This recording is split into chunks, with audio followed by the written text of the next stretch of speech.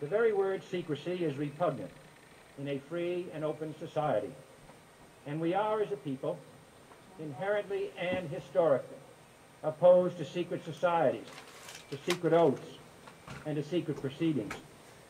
We decided long ago that the dangers of excessive and unwarranted concealment of pertinent facts far outweighed the dangers which are cited to justify it. Even today, there is little value in opposing the threat of a closed society by imitating its arbitrary restrictions. Even today, there is little value in ensuring the survival of our nation if our traditions do not survive with it. And there is very grave danger that an announced need for increased security will be seized upon by those anxious to expand its meaning to the very limits of official censorship and concealment. That I do not intend to permit to the extent that it's in my control. And no official of my administration, whether his rank is high or low, civilian or military, should interpret my words here tonight as an excuse to censor the news, to stifle dissent, to cover up our mistakes, or to withhold from the press and the public the facts they deserve to know. For we are opposed around the world by a monolithic and ruthless conspiracy that relies primarily on covert means for expanding its sphere of influence, on infiltration instead of invasion, on subversion instead of elections, on intimidation instead of free choice, on guerrillas by night instead of armies by day. It is a system which has conscripted vast human and material resources into the building of a tightly knit, highly efficient machine that combines military, diplomatic, intelligence, economic, scientific, and political operations. Its preparations are concealed, not published. Its mistakes are buried, not headlined. Its dissenters are silenced, not praised.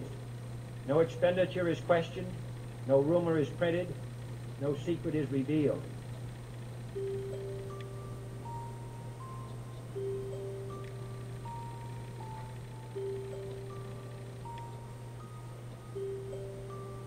Tonight, as our troops begin to come home, let us recognize that the hard work of freedom still calls us forward.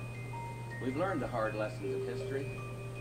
The victory over Iraq was not waged as a war to end all wars.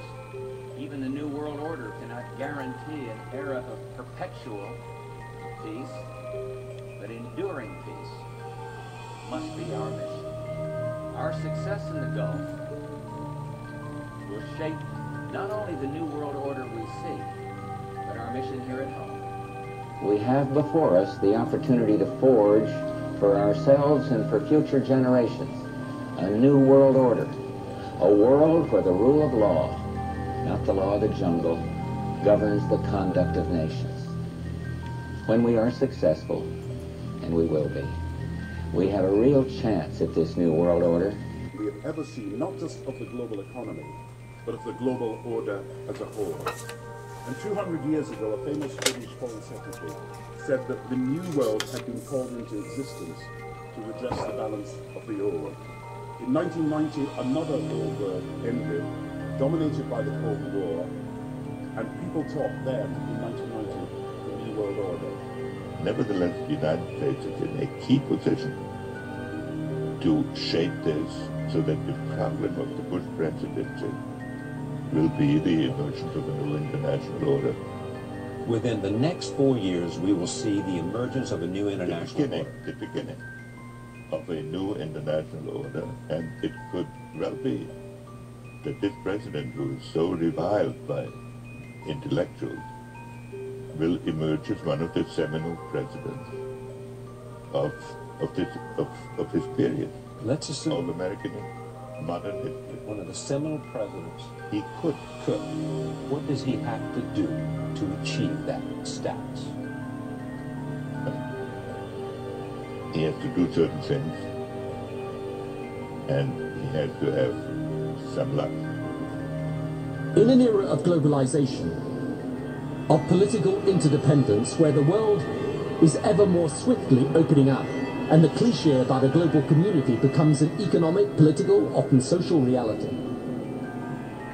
In this new world,